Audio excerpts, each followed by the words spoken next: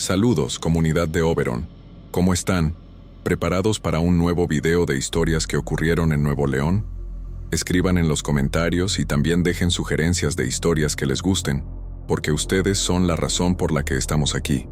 Prepárense, porque comenzamos ya. Mi nombre es María. Soy maestra en una escuela primaria pequeña del interior de Nuevo León. El regreso a la escuela después de las lluvias me dejó una sensación extraña desde el primer momento. Todavía había charcos en algunas calles de Montemorelos, y el río Pilón seguía corriendo más alto de lo normal. Cuando caminé por el pasillo principal del plantel, lo primero que sentí fue ese olor espeso, como a lodo viejo, que se pegaba en la garganta. La pintura amarilla de las paredes estaba levantada en varios puntos, como si la humedad hubiera dormido ahí durante días. Respiré hondo intentando no darle importancia, pero algo dentro de mí se tensó de inmediato, como si la escuela hubiera envejecido de golpe durante la tormenta. Entré a mi salón y vi el piso opaco, todavía manchado por la tierra que había entrado cuando el viento arrojó agua por debajo de la puerta. No era algo nuevo. Esas lluvias siempre dejaban huellas. Pero había una sensación rara, una especie de silencio frío que no era habitual en las mañanas. Me repetí que era solo cansancio y seguí acomodando los cuadernos, tratando de recuperar la normalidad. Cuando los niños comenzaron a llegar, trajeron consigo la energía de siempre, aunque algo en ellos también se notaba inquieto. Algunos se quedaban mirando hacia la cancha como si esperaran ver algo ahí. Mientras ayudaba a uno de los pequeños a secarse el uniforme, había pisado un charco afuera, escuché a dos niñas decir que habían visto a un niño mojado parado junto a las gradas. Lo mencionaron con esa mezcla de miedo y emoción que los niños suelen usar cuando inventan cosas después de una tormenta. Intenté no mostrar preocupación, pero la frase «niño mojado» me cayó pesada, como si hubiera algo detrás que yo no alcanzaba a comprender.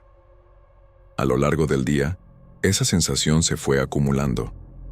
Varias veces encontré pequeñas manchas de agua cerca de la ventana, aunque no había llovido ni existían goteras.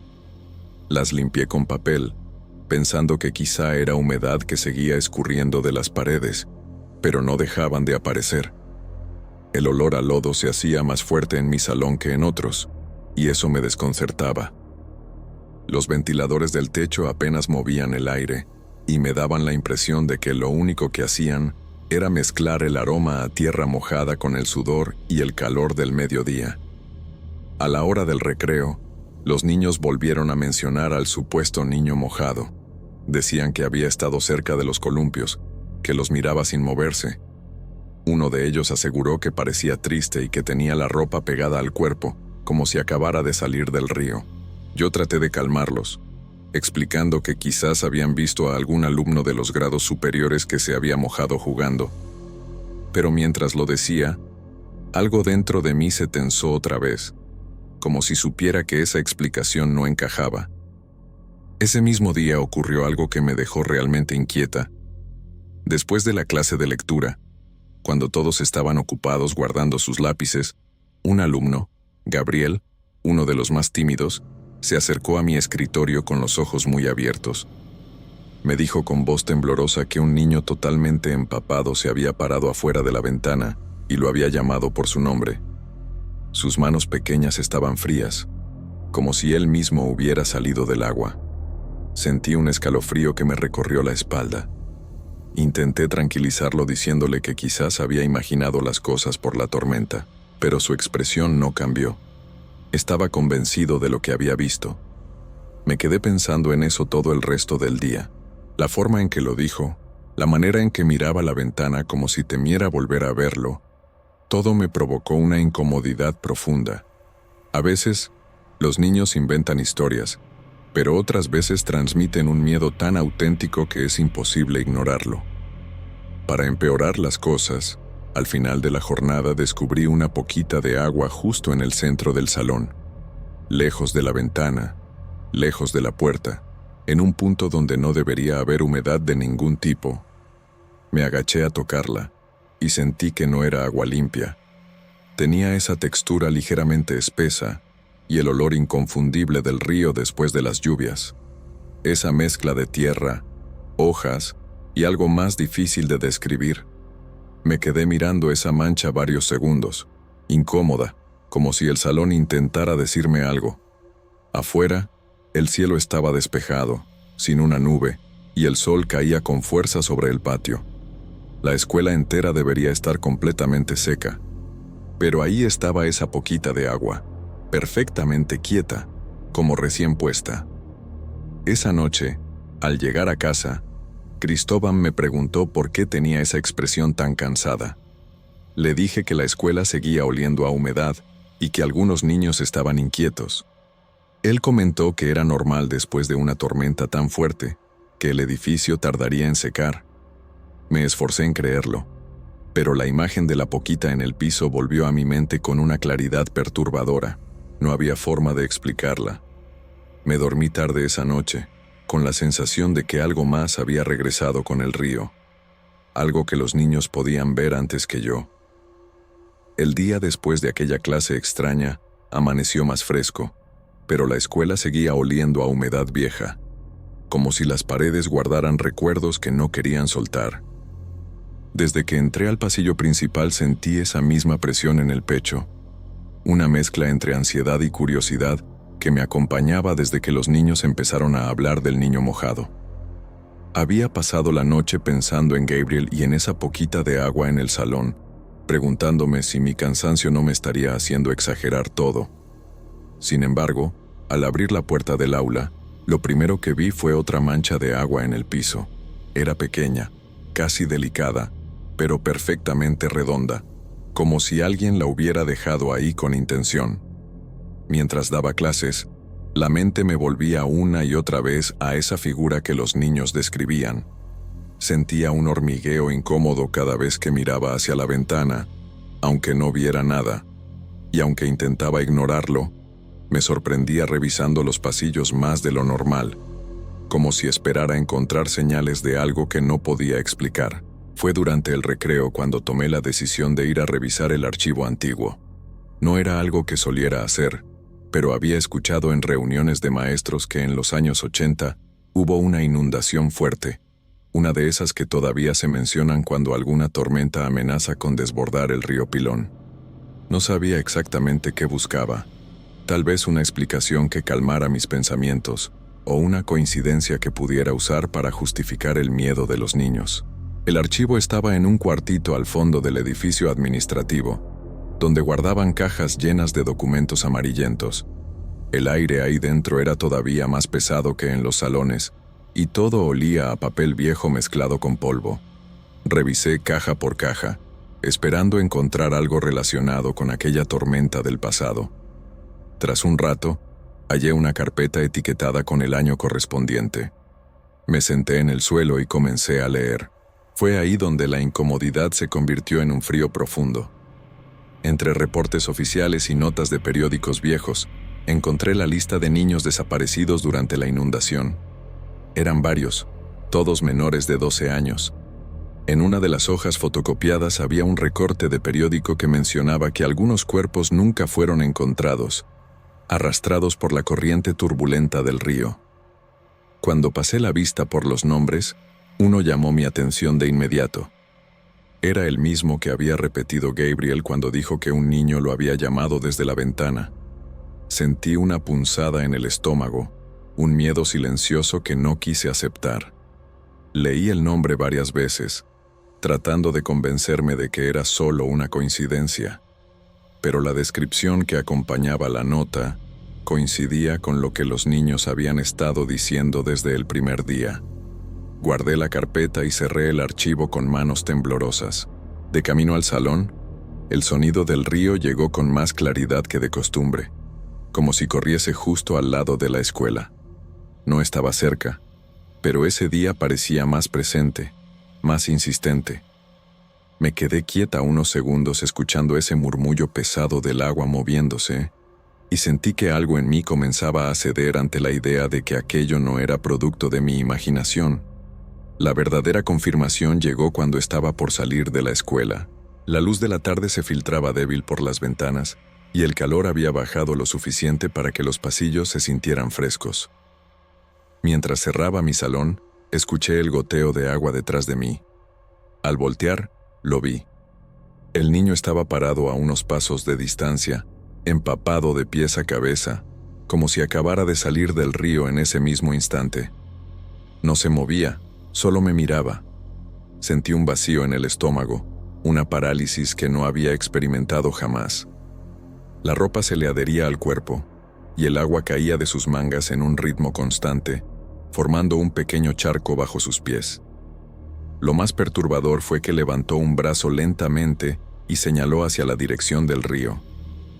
No dijo nada, pero no hizo falta. Algo en su postura, en esa expresión que no sabría describir, me hizo entender que quería que lo siguiera. La razón me gritaba que me fuera, que no tenía sentido acercarme al río a esa hora, pero una parte de mí, quizá la más humana, sentía que el niño necesitaba algo, que no estaba ahí para hacerme daño. Con el corazón acelerado y la respiración pesada, caminé hacia la salida de la escuela.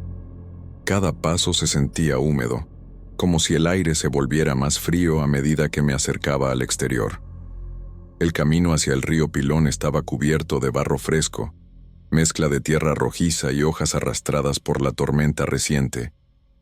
A lo lejos, el agua corría tranquila, pero con ese sonido profundo que parece guardar ecos de algo más antiguo. Me acerqué a la orilla con una mezcla de miedo y compasión.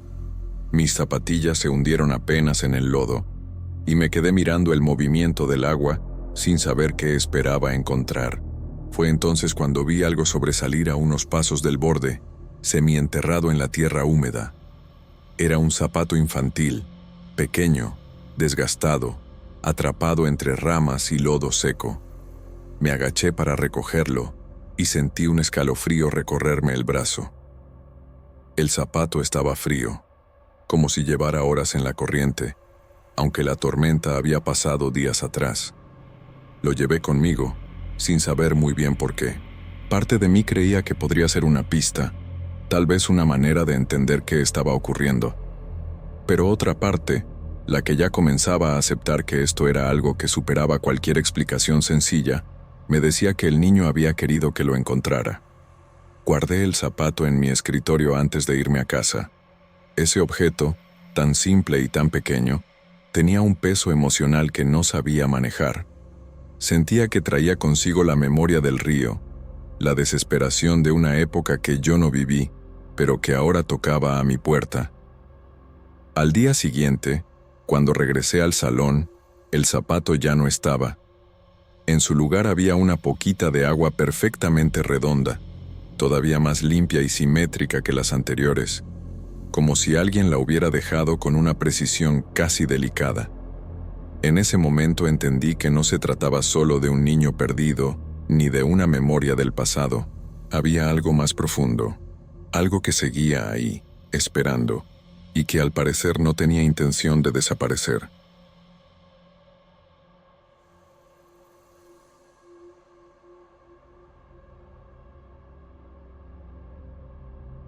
Soy Mariano.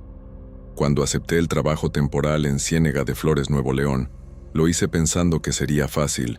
3 noches vigilando un almacén viejo, sin demasiada responsabilidad, solo rondas básicas y anotar cualquier detalle raro. Estaba juntando dinero para mudarme con mi novia, así que cualquier ingreso me servía. El dueño del lugar me explicó de manera rápida cómo funcionaba todo y me aseguró que casi nadie pasaba por esa zona. De entrada, el silencio del terreno me pareció exagerado, incluso para un sitio abandonado. El almacén se levantaba en medio de un lote con pasto seco, cercado apenas por una malla oxidada. Todo alrededor había restos de llantas, pedazos de madera y una camioneta vieja que llevaba años estacionada sin moverse. Al entrar, sentí ese olor característico de metal, aceite y tiempo detenido, pero había algo más mezclado, un ligero aroma que me recordaba carne pasada, como si algún animal hubiese muerto hacía poco. Intenté no darle importancia, pensando que quizás sería un tlacuache en descomposición.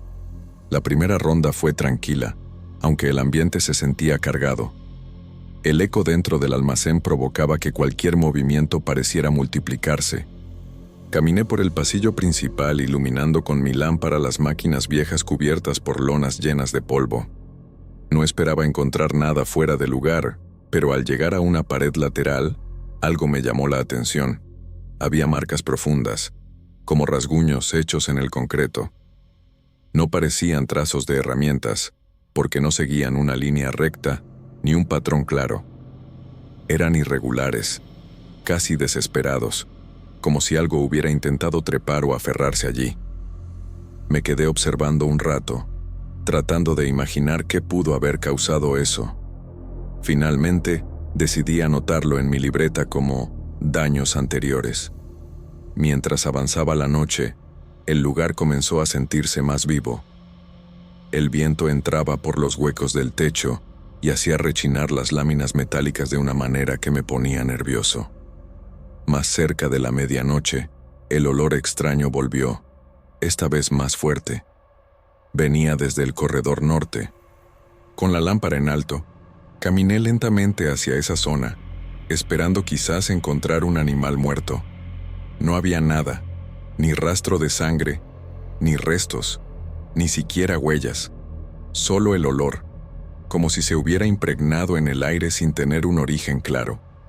Los pasos empezaron después. Al principio pensé que eran mis propias pisadas rebotando en el eco, pero no coincidían con mi ritmo. Eran más pesados, más lentos, como si alguien avanzara arrastrando el peso del cuerpo. Giré varias veces apuntando la luz a todos lados, pero no vi nada moverse. Caminé hacia el fondo del pasillo siguiendo el sonido, convencido de que quizá un perro grande había entrado. Sin embargo, lo único que encontré fue una capa de polvo totalmente pareja en el suelo, sin la más mínima señal de que algo hubiera pasado por ahí. Al terminar la primera noche, salí con la sensación de que el lugar tenía algo raro, algo que no sabía nombrar, pero que no me dejaba tranquilo. Aún así regresé al día siguiente porque necesitaba el dinero y estaba decidido a cumplir las 3 noches. La segunda jornada empezó igual. Silencio, olor a metal, un ambiente helado, aunque afuera todavía hacía calor. Dejé mis 2 toppers de comida, los frijoles, las tortillas y un poco de carne deshebrada que mi mamá me había mandado, sobre la mesa del vigilante. Siempre hacía lo mismo, en todos los trabajos temporales. Pasaron unas horas hasta que volví a la mesa. Una de las marmitas estaba destrozada, no abierta, no abollada, rasgada. El aluminio tenía 3 cortes como de garras, y la comida estaba regada en la superficie. No había marcas de dientes ni señales de saliva. La otra marmita seguía intacta, como si nada hubiera pasado. Busqué huellas alrededor. Incluso me agaché para inspeccionar el polvo en el piso, pero no había absolutamente nada. Eso me inquietó más que el propio daño. Si fuese un animal, habría dejado algún rastro, aunque fuera mínimo. Cada paso que daba esa noche parecía amplificar mis nervios. El eco del almacén, el olor insistente, las sombras enormes que formaban las máquinas cubiertas por lonas, todo contribuía a que mi cabeza se llenara de preguntas. Ya casi al final del turno, escuché un sonido nuevo, arrastres leves, repetidos, como uñas rasgando metal muy lejos, en algún punto del techo. Apagué mi radio para asegurarme de que no fuera interferencia. El sonido seguía allí, lento, continuo, como si algo estuviera moviéndose sobre las vigas. Salí de aquella segunda noche con la decisión casi tomada de renunciar, pero me quedaba una última ronda y no quería quedar mal con el dueño. Aún así, mientras manejaba de regreso, el silencio en el carro era tan pesado que tuve que abrir la ventana para respirar mejor. Me repetí varias veces que estaba exagerando, que la mente juega malas pasadas cuando uno trabaja solo, pero en el fondo sentía que había algo en ese almacén que no encajaba, algo que no era parte de la normalidad. La tercera y última noche empezó con una incomodidad que no supe disimular ni conmigo mismo. Llegué al almacén sintiendo que algo iba a terminar mal. No era un presentimiento dramático, sino esa intuición sorda que uno aprende a escuchar después de trabajar en turnos nocturnos. El aire estaba más frío que de costumbre, como si dentro del edificio se hubiera quedado atrapado un invierno que no correspondía con el clima de Nuevo León. Encendí mi lámpara y comencé la primera ronda intentando mantener la misma rutina de siempre, pero mis pasos resonaban demasiado fuertes, como si el edificio entero estuviera vacío de aire. Cada sonido parecía venir amplificado desde algún punto alto, como si el techo respirara. Caminé hacia el corredor norte, donde la noche anterior había olido la peste más fuerte, y el olor volvió a golpearme de forma inmediata. Esta vez no era solo a carne pasada, tenía algo metálico, casi como sangre seca. Me cubrí la nariz con la manga y avancé despacio. Fue entonces cuando escuché el primer ronquido. Un ruido grave, vibrante, que recorrió las láminas de metal como si alguien estuviera presionando los muros desde adentro. No sonaba a animal herido ni a maquinaria activándose. Era más profundo, más pesado, como el rugido contenido de algo que no estaba acostumbrado a usar la voz. Me quedé quieto, con la lámpara apuntando hacia las vigas, sin mover un solo músculo. Fueron apenas unos segundos, pero se sintieron larguísimos. Cuando el sonido se detuvo, pensé que lo había imaginado, que quizá era mi propio corazón retumbando en mis oídos. Continué caminando, aunque cada paso se sentía como una decisión equivocada. Al llegar a la zona donde estaban las máquinas más grandes, escuché un golpe seco sobre mi cabeza. No fue una caída, fue un impacto directo contra la viga central, como si algo pesado se hubiera sujetado del techo. El eco se expandió por todo el almacén. Levanté la lámpara de inmediato y allí la vi. La criatura estaba pegada al techo. Su cuerpo era grande, más de lo que hubiera esperado de cualquier animal de la región. Tenía la espalda arqueada y los brazos desproporcionadamente largos, extendidos como si fueran cables tensos. Su piel se veía opaca, sin brillo, como si hubiera pasado demasiado tiempo en la oscuridad. No pude verle bien la cara, solo una forma alargada, casi pegada al pecho, como si no tuviera cuello. Lo que más me impactó fue la manera en que se movía. No caminaba ni reptaba, sino que se deslizó entre las vigas con una agilidad antinatural, silenciosa y precisa, como si su cuerpo estuviera diseñado para esos espacios estrechos. El ronquido volvió, esta vez más profundo, más cercano. La vibración me recorrió el pecho y sentí cómo el metal bajo mis pies temblaba ligeramente. Retrocedí sin quitarle la vista de encima, aunque la criatura se desplazaba tan rápido que cada vez que parpadeaba estaba en una posición diferente. Me aferré a la lámpara con fuerza, aunque sabía que no serviría de nada. Pensé en correr hacia la salida, pero mis piernas no respondían. Sentía un frío punzante en la base de la nuca, como si el aire alrededor se hubiera vuelto más pesado. La criatura giró su cuerpo con un movimiento seco, quedando suspendida directamente encima de mí. Sus brazos colgaban hacia abajo, largos, tensos, casi tocando el suelo. La sombra que formaba sobre mí parecía tragarse la poca luz que mi lámpara emitía.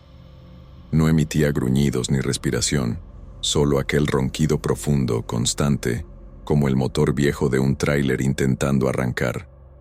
No sé cuánto tiempo permanecí allí paralizado. Todo terminó cuando la criatura soltó un sonido distinto, un eco breve, como un golpe hueco contra el metal. Ese sonido me hizo reaccionar. Corrí hacia la salida con una desesperación que jamás había sentido. No miré atrás, aunque escuché el roce de algo moviéndose en las vigas, siguiendo mi trayectoria desde arriba. El aire frío me cortaba la cara mientras avanzaba, y el metal del piso vibraba bajo mis pasos. Llegué a la puerta principal y la empujé tan fuerte que casi me voy de frente contra el suelo. Afuera, llamé al dueño y le dije que había algo dentro del almacén. Él respondió que avisaría a la policía y que me quedara allí, pero no pude regresar ni un solo paso. Me quedé afuera, temblando, con los ojos clavados en la estructura oscura, esperando que algo saliera. Cuando las patrullas llegaron, entraron iluminando todo con sus lámparas. Revisaron cada rincón mientras yo esperaba con la garganta cerrada. No encontraron nada. No había restos de comida. No había olor a muerte. No había señales de movimiento en las vigas. Pero había algo que los dejó inquietos. Marcas enormes de garras hundidas en el concreto del pasillo principal. Los agentes comentaron que ningún animal local tenía extremidades capaces de dejar huellas así.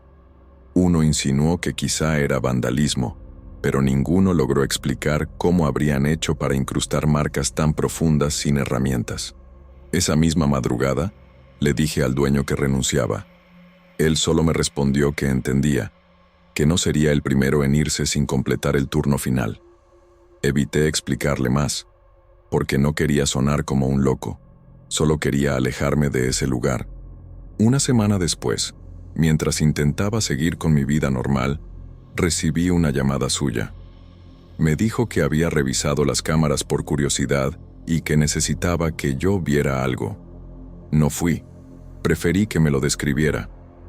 Su voz temblaba mientras decía que las cámaras habían captado a alguien moviéndose en el techo del almacén, pero que su cuerpo no parecía humano. Aseguró que la forma era demasiado grande, demasiado alargada y que avanzaba pegada a las vigas como si fuera parte de ellas. No quise escuchar más. Colgué. Desde entonces, cada vez que paso cerca de Ciénega de Flores, siento esa misma vibración en el pecho, como si el ronquido grave siguiera viviendo dentro del metal de aquel almacén abandonado. No he vuelto desde entonces y no pienso hacerlo.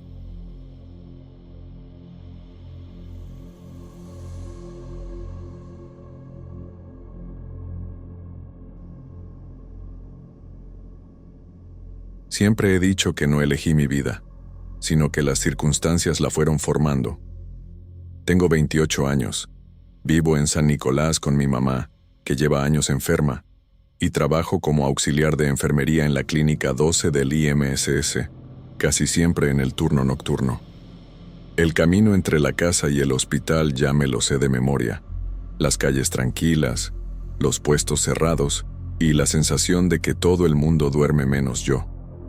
Empecé a tomar turnos extras en la clínica 12 cuando la situación de mi mamá se complicó. Los médicos le ajustaron el tratamiento y los gastos subieron más de lo que podía manejar con un sueldo normal. Yo vivía con esa presión diaria, la sensación de que, si bajaba el ritmo, algo en casa podía descomponerse. Así fue como terminé acostumbrándome a entrar al hospital cuando la mayoría de la gente ya dormía, con el café del Oxxo en la mano y la mente medio nublada por el cansancio. Trabajar de noche siempre tuvo algo raro. No hablo de miedo, sino de esa especie de silencio incómodo que aparece después de las 2 de la mañana, cuando todos los sonidos normales se apagan. El aire acondicionado deja de cubrirlo todo. Los pasillos se sienten más largos y el hospital parece respirar distinto. A veces pensaba que solo era mi agotamiento, pero conforme pasaban los turnos, esa sensación se hizo más clara. El corredor viejo era el que más evitábamos.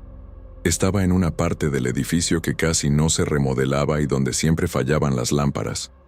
Aún así, me tocaba pasar por ahí para revisar pacientes y llevar medicación, así que nunca tuve opción. Desde el primer día noté algo raro. El cuarto 403 aparecía en el sistema como vacío, pero estaba siempre cerrado con llave. La puerta no tenía señales de uso reciente y, aún así, parecía demasiado cuidada. Nadie lo mencionaba, ni un comentario, ni una queja, nada. Como si todos supieran algo que yo aún no. Mi rutina nocturna era simple: pasar por las habitaciones, verificar signos, dejar notas en las carpetas, pero cada vez que el recorrido me obligaba a acercarme al 403, el cuerpo reaccionaba de una forma que no quería aceptar. La piel se me erizaba y el estómago se me hacía pequeño, como si hubiera escuchado una advertencia silenciosa. La lámpara encima de la puerta parpadeaba cada noche, sin fallar una sola. Ese detalle me hacía sentir que alguien del turno anterior la había dejado así a propósito, aunque sabía que era una tontería. La primera vez que escuché los pasos pensé que era un paciente desorientado. A veces los operados recientes salían de su cuarto sin darse cuenta, así que no me alarmé. Pero esos pasos eran distintos, lentos, arrastrados, como si quien caminaba no quisiera que lo notaran. Venían desde el fondo del corredor, avanzando con un ritmo tan preciso que parecía medido. Me detuve para estar seguro de que no estaba imaginando, pero seguían ahí, acercándose, hasta detenerse justo frente al 403. Cuando revisé el pasillo, no había nadie. No era la primera vez que el hospital me jugaba trucos por la falta de sueño, pero ese sonido tenía una claridad que no encajaba con alucinaciones. Intenté sacudirme la inquietud y seguir trabajando, aunque en el fondo sabía que esa noche había cambiado algo. Con los días, la presencia de esos pasos se volvió más frecuente. Algunas veces, mientras escribía notas en el carrito metálico, escuchaba cómo se acercaban detrás de mí, despacio, como si alguien caminara con dificultad. Cada vez que pasaba, yo volteaba de inmediato, esperando ver a un paciente o algún compañero, pero el pasillo siempre estaba vacío. Empecé a evitar quedarme solo en esa parte de la clínica, aunque la lógica me decía que no pasaba nada. Sin embargo, mientras más intentaba convencerme, más notaba pequeños detalles que antes ignoraba. El olor a yodo viejo que salía de la puerta cerrada, la sensación de que el aire ahí era más frío, el peso extraño en el pecho cuando me acercaba demasiado. La última noche de esa primera etapa, cuando ya acumulaba semanas de cansancio y ansiedad, vi algo que no pude explicar. Desde el otro extremo del pasillo, justo donde empezaba la zona vieja, una sombra cruzó lentamente de un lado a otro. No tenía forma clara, pero se movió con la misma cadencia de los pasos que ya conocía. Cuando llegué al punto exacto, no encontré a nadie. Solo la puerta del 403, intacta, cerrada como siempre, esperando. Así empezó todo, y aunque en ese momento todavía buscaba razones lógicas para explicarlo, una parte de mí sabía que algo en ese corredor estaba despertando, algo que llevaba años encerrado detrás de esa puerta. Con el paso de los días, lo que al principio parecía una simple incomodidad, se convirtió en una carga que llevaba encima desde que entraba al hospital. Nomás escuchaba el timbre de entrada y ya sentía ese nudo en el estómago, una mezcla de cansancio y anticipación, como si mi cuerpo supiera algo antes que mi mente. Aún así, seguía tomando turnos extras porque no había otra opción. El tratamiento de mi mamá dependía de eso. Los pacientes empezaron a mencionar cosas que al principio no relacioné con el cuarto 403. Algunos decían que una persona con una bata vieja se asomaba desde la puerta de su habitación. Otros, que alguien se quedaba parado en el pasillo, como vigilando. No me lo decían a mí directamente, pero los comentarios circulaban entre enfermeras, camilleros y auxiliares. Yo fingía que no me afectaba, aunque cada palabra resonaba en mi cabeza cuando pasaba por el corredor viejo. Una madrugada, mientras auxiliaba a un paciente terminal, él mencionó que una mujer se acercaba a los que estaban por irse. Lo dijo con una calma tan extraña que me dejó inquieto todo el resto de la noche. No quería conectar nada, pero lo primero que pensé fue en esa puerta cerrada, en el olor a yodo viejo que salía por la rendija y en la sombra que había visto días antes deslizándose por el pasillo. Sentí un escalofrío que me recorrió la espalda, como si alguien hubiera soplado justo detrás de mí. Mis recorridos se hicieron más tensos. Cada vez que el carrito de medicación rechinaba cerca del 403, las luces empezaban a parpadear. Nunca fallaban en ninguna otra parte, solo ahí. Al principio pensé que era un problema eléctrico, pero los técnicos decían que no encontraban nada. Ese detalle me desesperaba más, porque me dejaba otra vez sin explicación lógica y abría espacio para lo que no quería aceptar. Una noche, mientras actualizaba expedientes, escuché algo distinto a los pasos. Era un roce suave, como tela arrastrándose contra la pared. Cuando levanté la vista, la lámpara del corredor viejo bajó su intensidad por unos segundos, hasta quedarse casi apagada. Me quedé inmóvil, esperando que fuera una falla normal, Pero el sonido continuó, despacio, como si alguien estuviera pasando la mano por la pared camino al 403. El aire estaba tan frío que podía sentir cómo me pellizcaba la piel del cuello. Me obligué a avanzar, aunque cada parte de mi cuerpo me decía lo contrario. Cuando pasé frente al cuarto, un olor intenso me golpeó. No era el aroma típico de desinfectante reciente, sino algo añejo, como químicos abandonados por años. Ese olor se mezcló con una sensación que nunca había tenido ahí, una pesadez en el pecho que me hizo detenerme. Me quedé quieto, respirando con dificultad, esperando que mi mente encontrara alguna razón lógica para todo eso. Nada parecía cuadrar. Esa misma semana, otro paciente comentó que alguien se había parado afuera de su cuarto durante varios minutos. Aseguraba que era una mujer, pálida, con una bata que parecía demasiado antigua para ser de ahí. Dijo que no lo tocó, no habló, no hizo nada, solo lo observó.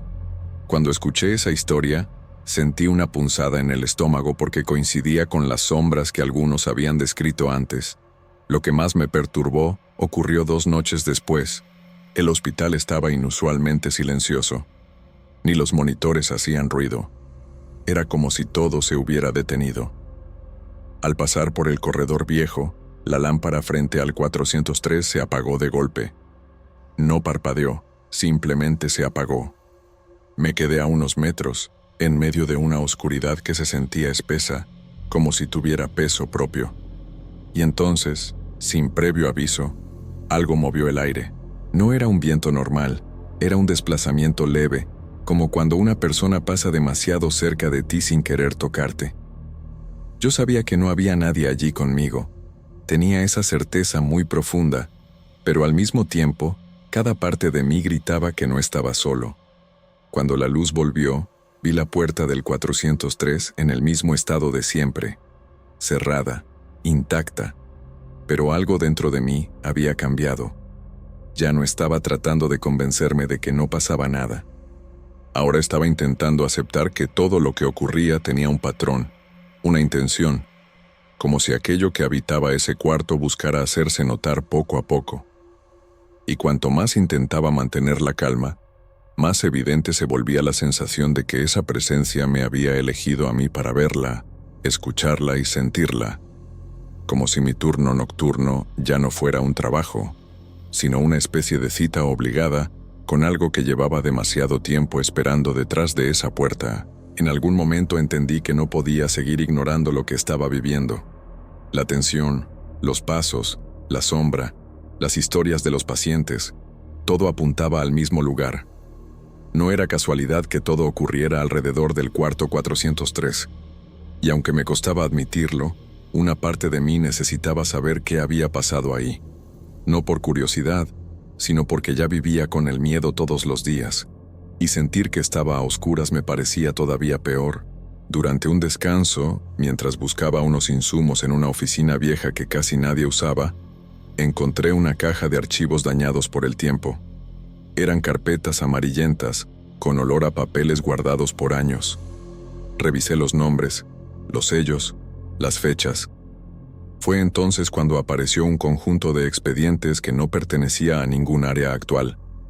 Tenían anotaciones a mano, diagnósticos de otra época y referencias a un sector que yo nunca había visto. Psiquiatría. La Clínica 12 había tenido un pabellón psiquiátrico, algo que jamás imaginé. En uno de los expedientes decía que una paciente se había quitado la vida en ese mismo pasillo, en un cuarto que coincidía con el número 403. El caso estaba lleno de tachones y faltaban páginas, como si alguien hubiera querido borrar información. Sentí un peso en el pecho mientras leía, como si algo en mí confirmara lo que ya temía desde días atrás. Cerré la carpeta con cuidado, intentando procesar lo que acababa de descubrir. Pero una parte de mí ya sabía que no iba a dormir bien ese día. La revelación cambió por completo la forma en que veía el hospital. Todo lo que había experimentado adquirió un sentido retorcido. Los pasos lentos, la presencia silenciosa, la figura que observaba a los pacientes. y la manera en que las luces se apagaban justo frente a ese cuarto. Era como si ese lugar siguiera funcionando, aunque oficialmente estuviera muerto. La noche en que todo se resolvió comenzó como cualquier otra. Llegué cansado, con la mente todavía concentrada en mi mamá y sus medicinas. El hospital tenía ese silencio pesado que marcaba las horas más oscuras, pero desde que entré al pasillo viejo noté algo diferente. No había ruido, ni siquiera los monitores a lo lejos. Era un silencio absoluto, tan profundo que me hacía sentir expuesto. Cuando di la vuelta al corredor y vi la puerta del 403, supe que algo no estaba bien. La puerta, que siempre estaba cerrada con llave, estaba entreabierta. No mucho, apenas unos centímetros, pero lo suficiente para dejar salir una corriente de aire frío que me heló el cuello. Sentí un choque de nervios en el estómago y un impulso básico de retroceder, pero mis pies no se movieron. Me acerqué despacio, con esa mezcla de miedo y obligación que no sabía explicar. La rendija mostraba un interior completamente oscuro, una oscuridad tan densa que parecía absorber la poca luz del pasillo. Me detuve frente a la puerta, respirando lento, intentando mantener el control. En ese instante pensé que tal vez estaba exagerando, que todo podía tener una explicación, pero cuando mis ojos se acostumbraron un poco a la oscuridad, la vi. Había una figura delgada, alta, inmóvil, parada justo en el centro del cuarto. No podía ver detalles del rostro, ni del cuerpo, pero la silueta completa parecía respirar de una forma casi imperceptible, como si el aire subiera y bajara alrededor de ella. Sentí una presión muy fuerte en el pecho, como si el ambiente se hubiera cerrado sobre mí. No podía moverme, no podía alejarme, solo podía mirar. La figura dio un paso hacia adelante, suave, sin sonido alguno, y aunque no pronunciara palabras, una idea me atravesó la mente de una forma tan clara que sentí como si me la hubieran susurrado al oído. Era una advertencia directa, cortante, imposible de ignorar. No debía dejar sola a mi mamá esa noche. El miedo se convirtió en una urgencia que me recorrió todo el cuerpo. No pensé en nada más. Corrí por el pasillo casi sin respirar. Cada puerta, cada esquina del hospital se volvió un borrón. Ni siquiera avisé que saldría antes de tiempo. Solo tenía una idea clavada en la cabeza: llegar a casa lo más rápido posible. Cuando abrí la puerta de la casa, la encontré tirada en el piso del cuarto, inconsciente. Sentí un vacío en el estómago tan fuerte que casi me derrumbé, pero reaccioné. Llamé a emergencias, pedí ayuda, hice todo lo que pude. Por fortuna, sobrevivió. Los médicos dijeron que fue un desmayo severo causado por un bajón repentino, algo que pudo haber terminado mucho peor si nadie la encontraba a tiempo. Escuchar esas palabras me dejó paralizado. No quise pensar en lo que hubiera pasado si yo hubiera seguido trabajando como si nada. Al día siguiente, cuando regresé a la clínica para entregar reportes, busqué el 403 casi de inmediato, pero lo que encontré me dejó aún más confundido.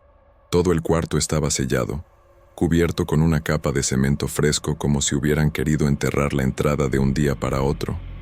Nadie daba razones. Nadie sabía quién había ordenado eso. Algunos se encogían de hombros, otros ni siquiera querían acercarse. Antes de que terminaran de cubrir toda la pared, noté algo que todavía hoy me persigue. Una marca de mano, alargada, hundida en la superficie interna del cuarto, como si hubiera sido dejada justo antes del sellado. No parecía humana, al menos no completamente, y aunque nadie más pareció notarlo, la imagen se quedó grabada en mí con una claridad imposible de olvidar. Esa noche entendí que lo que había visto no buscaba hacerme daño.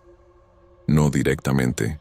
Era como si aquella presencia, esa mujer que los pacientes describían, siguiera cumpliendo una función antigua, una rutina que la muerte no había detenido. Acompañaba a los que estaban por irse, o advertía a quienes todavía tenían tiempo de volver a casa. Y aunque intento seguir con mi vida, cada vez que paso por ese corredor, ahora bloqueado y silencioso, recuerdo la voz que no escuché, pero que sentí dentro de mí. Una advertencia que me salvó a mí y a mi mamá. Y también recuerdo la sensación de que esa presencia no desapareció, solo quedó encerrada otra vez, esperando.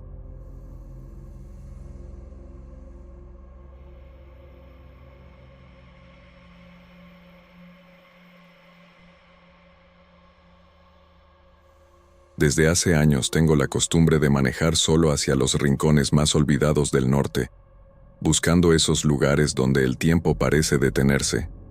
Mi nombre es Gabriel. Ese proyecto personal, el de fotografiar comunidades abandonadas, terminó convirtiéndose en una especie de refugio para mí. Cada vez que me alejaba del ruido de Monterrey y me internaba en caminos de terracería, sentía que algo dentro de mí se acomodaba. Por eso, cuando leí en un foro sobre un poblado perdido en las montañas de Galeana, no dudé en apuntar el nombre en mi libreta y preparar la cámara. La carretera hacia el sur del estado siempre me ha transmitido una mezcla rara de paz y ansiedad. Esa mañana todavía había neblina entre los cerros, y el aire seco parecía pegarse en la piel como una película delgada de polvo blanco. Seguía manejando hasta que el teléfono dejó de tener señal, y supe que estaba entrando en terreno donde casi nadie pasa. Todo era silencio, pastizales quemados por el sol, cercas oxidadas y ese olor a madera vieja que siempre acompaña las casas de campo abandonadas. Tomé un desvío que apenas se distinguía entre los matorrales. El camino era tan angosto que pensé que quizá alguien lo había usado por última vez hace décadas. Me bajé del carro con la cámara colgada al hombro y avancé a pie, guiándome por lo poco que recordaba del mapa descargado. El aire estaba inmóvil, tan quieto que llegué a pensar que el viento había decidido ignorar ese tramo de la sierra. Caminé un par de minutos y, de pronto, las siluetas del pueblo empezaron a aparecer. A primera vista, el lugar parecía congelado en una especie de espera eterna. Las casas de adobe estaban completas, sin ventanas rotas, sin grafitis, sin señales de vandalismo, como si la gente hubiera salido solo a buscar agua y se hubiera olvidado de regresar. Había un pequeño corral, todavía con un balde tirado a un lado, y una mesa de madera inclinada en la entrada de lo que probablemente fue una tienda. Todo intacto, pero sin vida. Esa combinación siempre me inquieta más que cualquier ruina destruida. La ausencia tan perfecta que sugiere abandono repentino. Mientras tomaba mis primeras fotos, empecé a sentir ese silencio especial que no es natural, ese que pesa en los huesos. No había canto de pájaros, ni grillos, ni el ruido típico de insectos que suelen aparecer incluso en zonas remotas. El aire tampoco se movía. Era como si yo fuera el único elemento vivo permitiéndose respirar ahí. Ajusté el lente tratando de ignorar la incomodidad, pero algo en el ambiente tenía un sabor metálico que no supe ubicar del todo. Me adentré más entre las casas, caminando despacio para no levantar polvo. En mi libreta anoté la primera impresión, que el lugar parecía abandonado desde hacía muchos años, pero, al mismo tiempo, conservaba una pulcritud inquietante, como si hubiera sido preparado para que alguien lo encontrara así. Con cada foto sentía que estaba adentrándome en una historia que no pertenecía a nadie, o tal vez sí, pero que había sido arrancada de raíz de un día para otro. Hubo un momento en que me quedé de pie frente a la sombra larga de un jacal y, por un segundo, experimenté la extraña sensación de que no estaba solo. No era un pensamiento racional, sino un peso sutil en la espalda, como si algo me observara desde una esquina donde mi vista todavía no llegaba. Intenté concentrarme en el trabajo, pero ese presentimiento persistió, casi como un aviso silencioso que no sabía interpretar. Aún así, seguí avanzando. Tenía la certeza de que estaba frente a una joya para mi proyecto, un pueblo detenido en el tiempo y sin registro en los mapas actuales. En ese momento, lo único que quería era capturar cada rincón antes de que el sol empezara a bajar. No podía imaginar que poner un pie ahí iba a cambiar para siempre la forma en que veo estos lugares, ni que esa quietud inicial era, en realidad, el primer indicio de algo que se movía bajo la superficie, esperando que me adentrara un poco más. Cuando terminé esa primera ronda de fotos, me preparé para explorar la segunda fila de casas, sin tener idea de que ahí comenzarían los primeros signos de que algo no estaba bien. Y aunque en ese punto todavía no lo entendía, el pueblo llevaba rato observándome. A medida que avancé hacia la segunda fila de casas, el ambiente empezó a cambiar de una manera que me resultó difícil de explicar. No era un miedo inmediato, sino una sensación más fina, como si el entorno hubiera despertado y estuviera probando mis pasos. Las puertas, que parecían firmes y cerradas desde lejos, comenzaron a comportarse de una forma que me obligó a detenerme varias veces. Una de ellas, hinchada por la humedad, se abrió apenas con un rechinido lento que sonó demasiado intencional. Pensé que quizá era el viento, aunque no había ni la más mínima corriente de aire en el lugar. Entré en una de las casas para revisar qué tanto podría fotografiar ahí. Apenas crucé el umbral, un olor fuerte me golpeó de lleno. Era un aroma a maíz fermentado, como el que queda al fondo de un costal cuando se humedece y se empieza a pudrir. Ese olor tenía una densidad que parecía pegarse a la garganta. Lo reconocí de inmediato porque mi abuela solía guardar granos en costales viejos. Era algo muy típico de las zonas rurales. Pero ahí, en un pueblo sin habitantes, ese aroma fresco y reciente no tenía sentido. Mientras ajustaba la cámara para una toma interior, escuché un ruido que me heló la sangre. Provenía de la casa contigua, y era inconfundible. Un molido rítmico, lento, como si alguien estuviera pasando granos por una piedra de molienda. Era un sonido que no se confunde con nada más, uno que ha acompañado generaciones enteras en los pueblos. Lo escuché tan claro que me quedé inmóvil, esperando que terminara. El golpe repetitivo contra la piedra traía consigo una especie de vibración suave que sentí incluso en las plantas de los pies. Me asomé con precaución desde la puerta.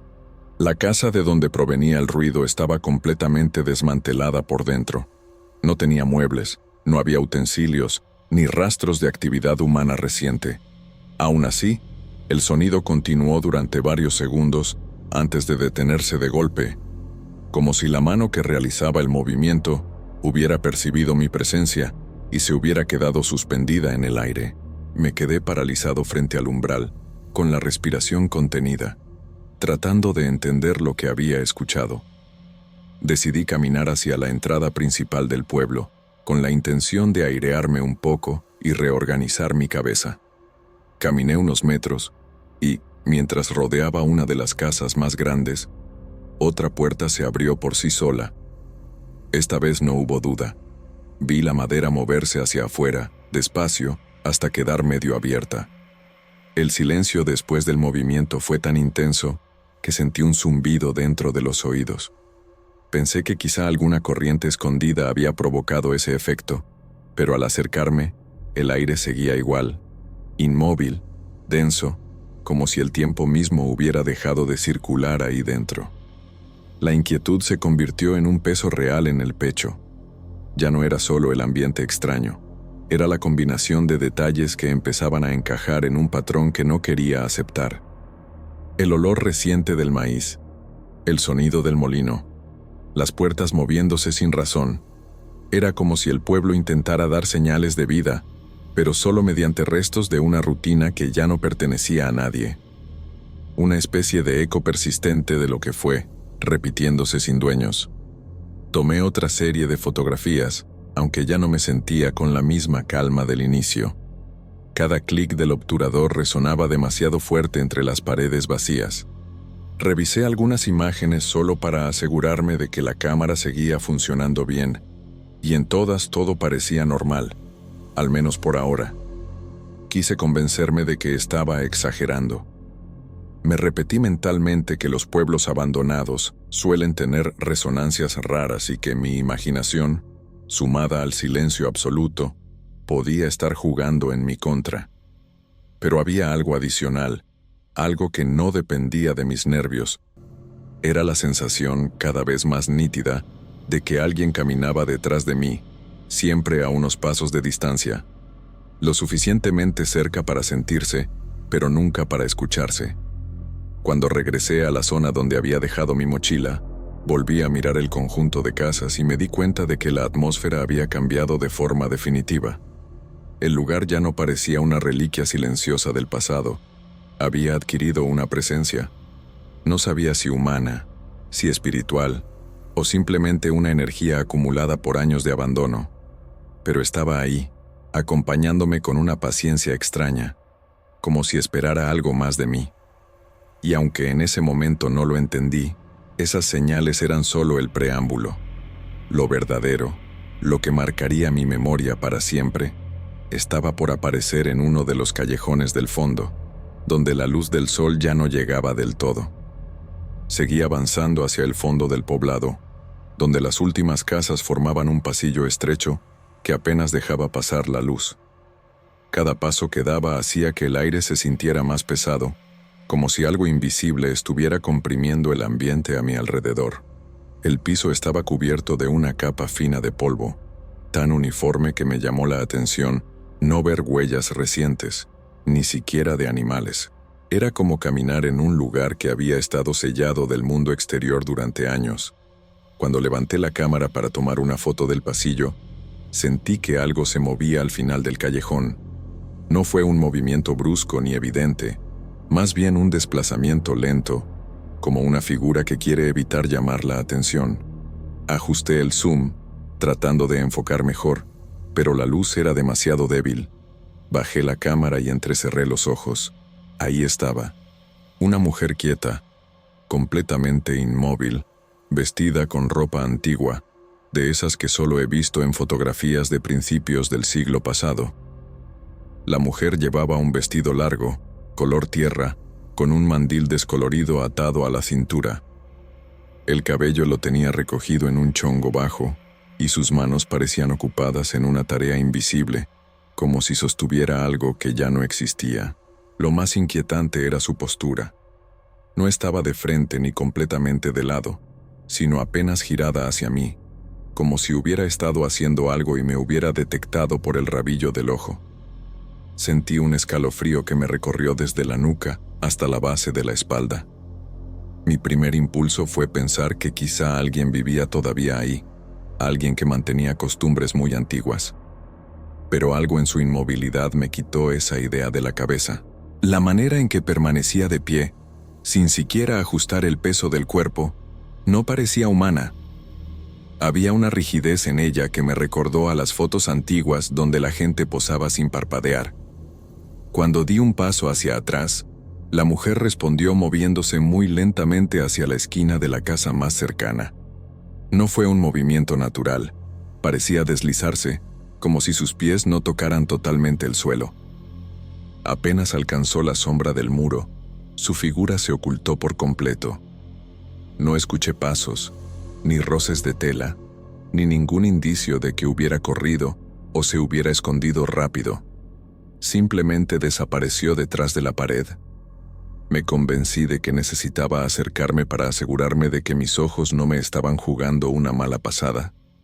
Caminé despacio, con el corazón golpeando tan fuerte que podía sentirlo en los dedos.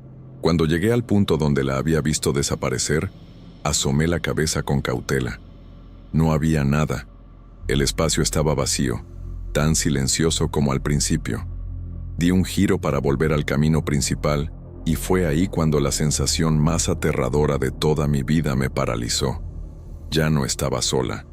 La presencia detrás de mí era tan intensa que mi cuerpo reaccionó antes que mi mente. El aire caliente de una respiración ajena rozó mi cuello, apenas unos centímetros por encima del hombro. No sentí manos ni un toque directo, pero la proximidad era tan clara que mis músculos se tensaron de inmediato. Me atreví a girar solo un poco, lo suficiente para verla con el rabillo del ojo. Estaba ahí justo detrás de mí, la misma mujer con el mismo vestido, casi tocándome. Su rostro estaba inclinado hacia mi cuello, como si intentara oler mi piel o comprobar si realmente estaba vivo.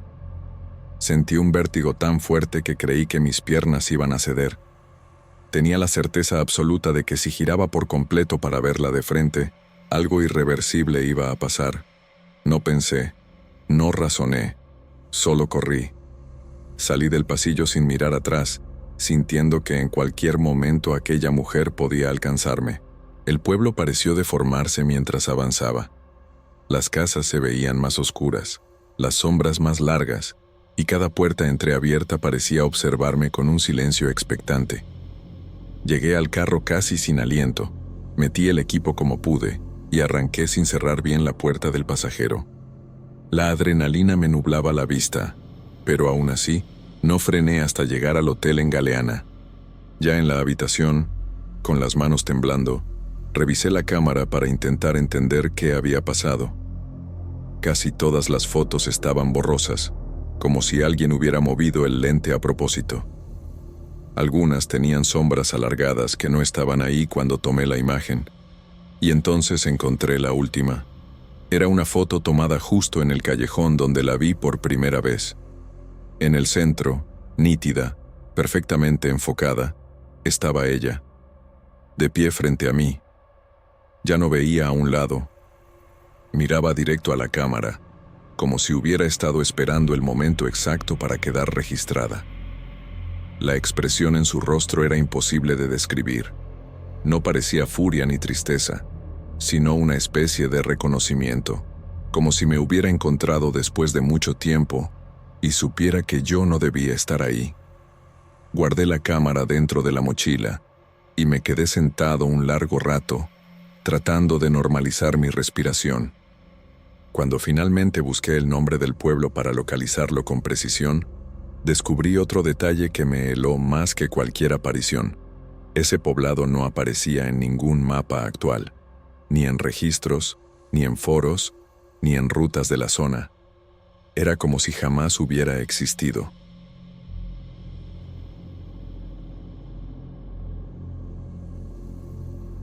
Mi nombre es Dora. Llegué a San Nicolás de los Garza con una mezcla rara de entusiasmo y nervios que me apretaba el pecho. Había pasado las últimas semanas imaginando cómo sería mi vida en la UANL, pero al bajar del camión y sentir el aire caliente y seco de la ciudad, entendí que una cosa era soñar y otra muy distinta era enfrentar la realidad. Me repetía mentalmente que era el comienzo de algo grande, aunque por dentro todo se sintiera demasiado incierto. La residencia estudiantil quedaba a pocas cuadras de la Facultad de Filosofía y Letras. Caminé hasta allá arrastrando mi maleta vieja, tratando de no parecer tan perdida como me sentía. El edificio se veía antiguo, con paredes amarillentas que revelaban los años de uso y un olor a pinol mezclado con humedad que salía desde el primer piso.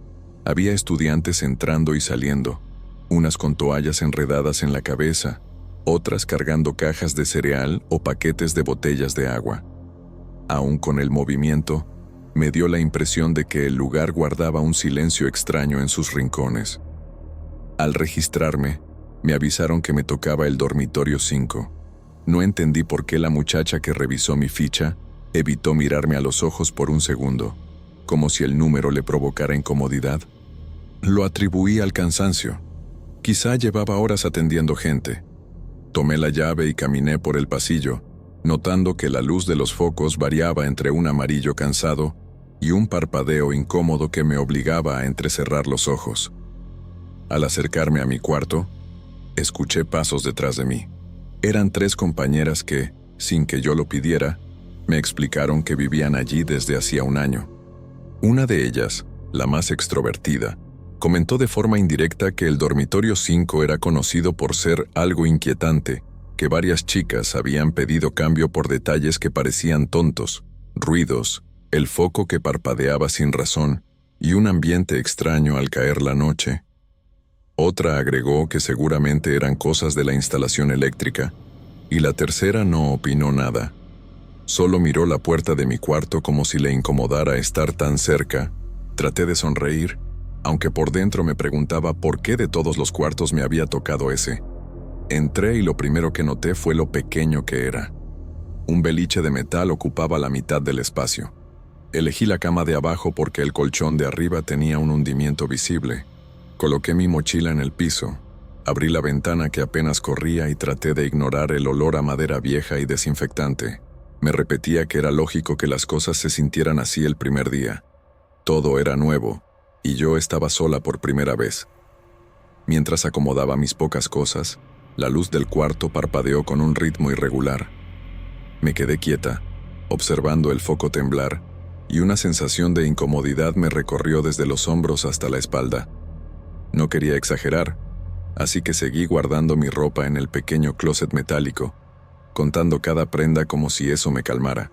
Al caer la tarde, el pasillo empezó a quedarse en silencio. Algunas puertas se cerraron, otras quedaron entreabiertas con el brillo de las pantallas iluminando el interior. Yo sentía el corazón latir más rápido cuanto más avanzaba la oscuridad. Algo en el ambiente se volvía más denso, como si el cuarto respirara conmigo. Me acosté temprano, tratando de descansar, aunque apenas podía relajar los músculos. Una vez que apagué la lámpara, escuché un ruido muy suave, casi imperceptible, proveniente del beliche de arriba. Era como el crujido de alguien moviéndose con cuidado para no llamar la atención. Contuve la respiración, esperando que fuera producto de mi imaginación. Después, todo quedó en silencio. Cerré los ojos con fuerza, aferrada a la idea de que los edificios viejos tienen sus propios sonidos, y que yo solo estaba demasiado tensa por el cambio. Esa noche dormí con el celular encendido a mi lado, usando su luz como un amarre psicológico para no sentirme tan vulnerable. Me costó aceptar que, en el fondo, algo en ese cuarto me incomodaba desde el primer momento, y que esa incomodidad parecía crecer a cada minuto que pasaba allí. Con los días, traté de convencerme de que mi incomodidad era normal. Le repetía a mi mamá por mensaje que todo estaba bien, que la residencia era sencilla pero acogedora, aunque en realidad lo que sentía era un peso constante en el pecho cada vez que cruzaba la puerta del dormitorio 5. No sabía explicarlo. Era como si el ambiente cambiara cuando me quedaba sola, como si el aire se volviera más espeso, más lento, casi pegajoso.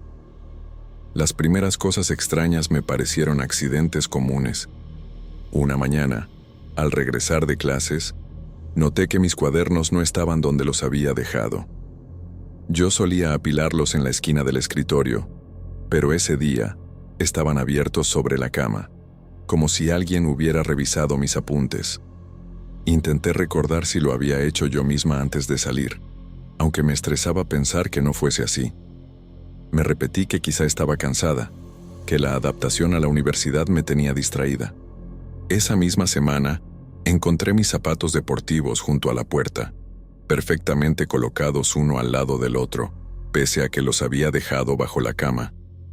Era imposible que se movieran solos.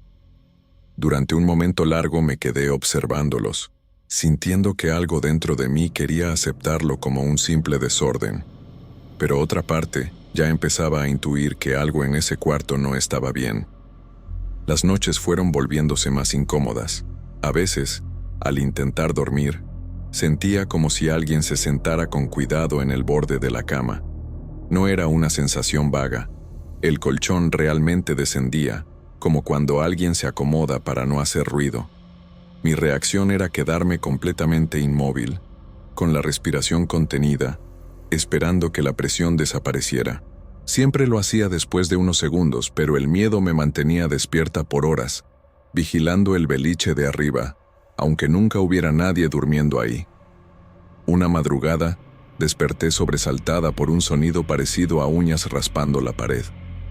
Era un ruido débil pero insistente, como si alguien tratara de dejar una marca sin hacer demasiado escándalo.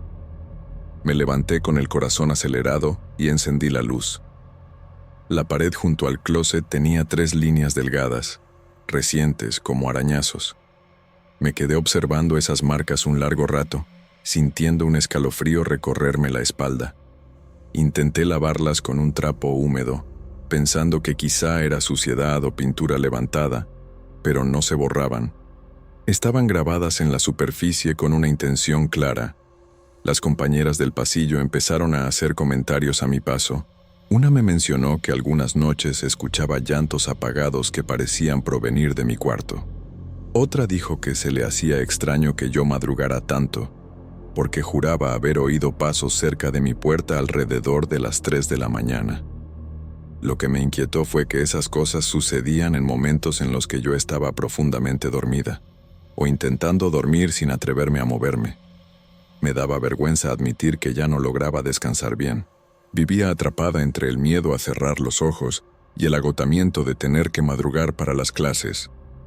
Cada noche, antes de apagar la lámpara, sentía la necesidad de revisar el beliche de arriba, como si esperar que estuviera vacío fuera parte de mi rutina, y aún así, cada vez que me acostaba, tenía la impresión de que no estaba sola. Las marcas en la pared aumentaron con los días. Ya no eran solo líneas delgadas, ahora parecían trazos más profundos, como si alguien hubiese insistido una y otra vez en el mismo lugar. No entendía cómo podía pasar eso sin que yo lo notara. Empecé a sentirme paranoica, revisando el cuarto cada vez que regresaba, aunque aquello solo aumentaba mi ansiedad. Con el tiempo, el edificio entero empezó a sentirse diferente cuando yo estaba cerca de mi cuarto. Las luces del pasillo parpadeaban con más frecuencia, incluso cuando las demás estaban estables. El olor a humedad parecía intensificarse justo en la entrada del dormitorio 5, como si el aire allí dentro se corrompiera más rápido. Una tarde, mientras me cambiaba la mochila del lugar, la cama volvió a hundirse a mi lado, igual que las noches anteriores. La presión fue tan clara que me hizo arquear la espalda.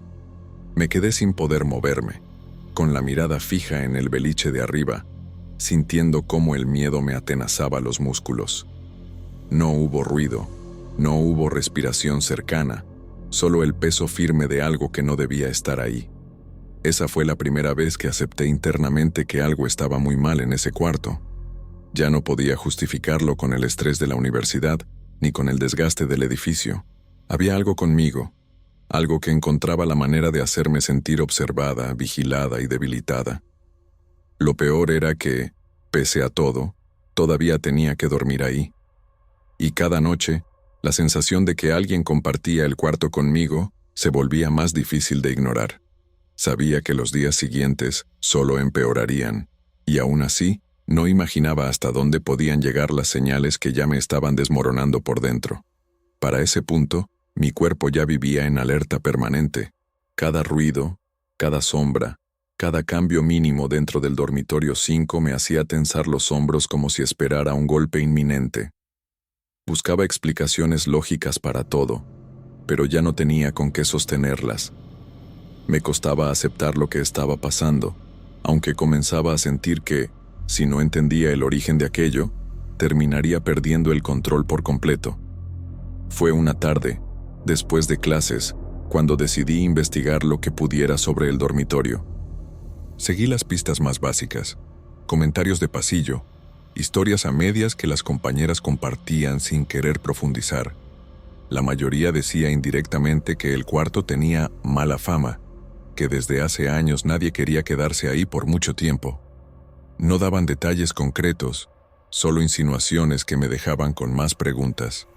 Me animé a ir a la biblioteca de la facultad, esperando encontrar algo entre los archivos viejos o notas antiguas sobre la residencia. Revisé cajas de documentos gastados, boletines de hace más de una década, informes de mantenimiento. Estuve horas buscando sin saber exactamente qué esperaba hallar, hasta que vagué entre recortes en un rincón abandonado, donde descubrí una mención breve sobre una estudiante desaparecida en el edificio de residencias. No venía el nombre, ni la fecha exacta, solo una referencia muy escueta a una investigación que no había llegado a ninguna conclusión. Sentí un frío en el estómago que no tenía nada que ver con el aire acondicionado. Con esa pequeña pista, todo lo que había vivido en el cuarto empezó a adquirir una forma distinta. Era como si una pieza del rompecabezas hubiera caído en su lugar. Regresé al dormitorio sintiendo una mezcla de ansiedad y necesidad constante de encontrar una respuesta definitiva. En mi cabeza repetía que quizá todo esto tenía que ver con esa estudiante, pero al mismo tiempo me parecía imposible afirmar algo así sin pruebas. Esa noche, al llegar, noté que el ambiente estaba más pesado que de costumbre. La luz temblaba apenas, pero el parpadeo tenía un ritmo extraño, casi como si respondiera a mis pasos.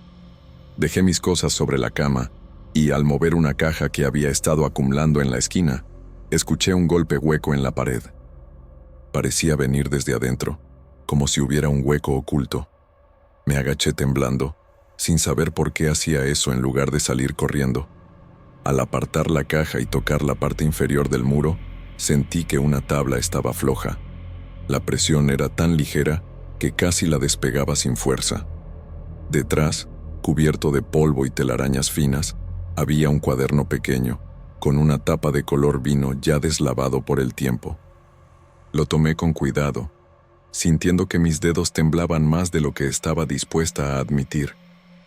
Me senté en la cama con el cuaderno cerrado entre mis manos.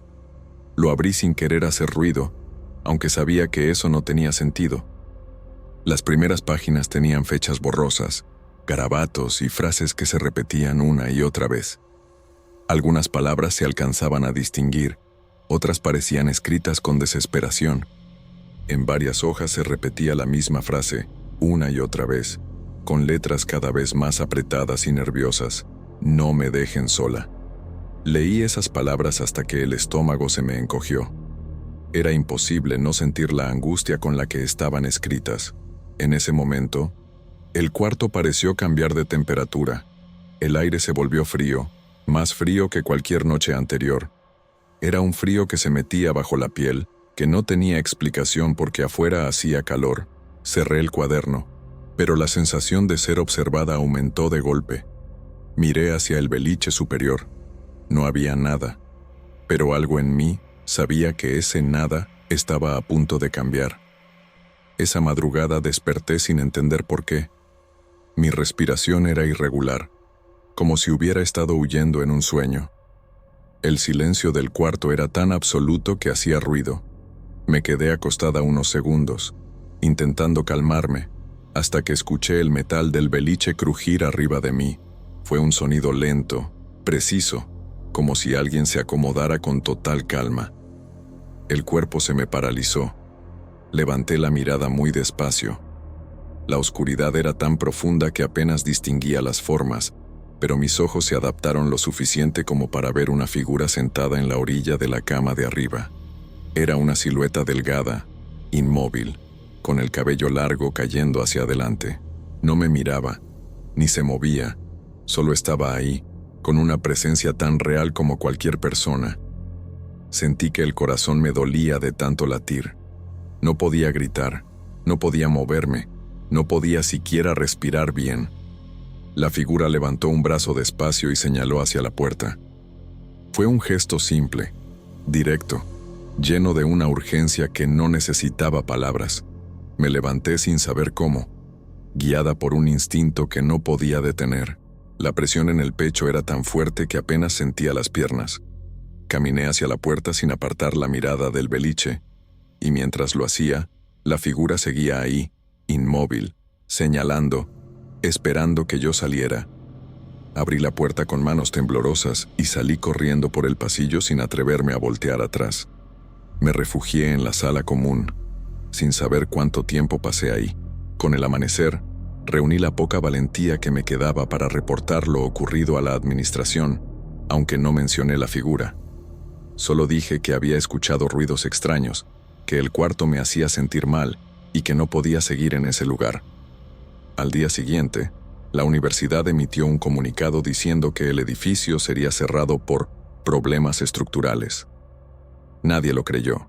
Todas sabíamos que el edificio estaba firme, que no había grietas ni fallas, ni nada que justificara esa decisión repentina. No dijeron una palabra sobre la estudiante desaparecida. No mencionaron nada del dormitorio 5, pero yo sí sabía lo que había visto aquella madrugada. Y aunque ya no duermo allí, cada vez que cierro los ojos puedo sentir todavía ese frío profundo, esa presencia silenciosa y la imagen de aquella figura señalando la salida, como si aún esperara que alguien más entendiera lo que yo entendí demasiado tarde.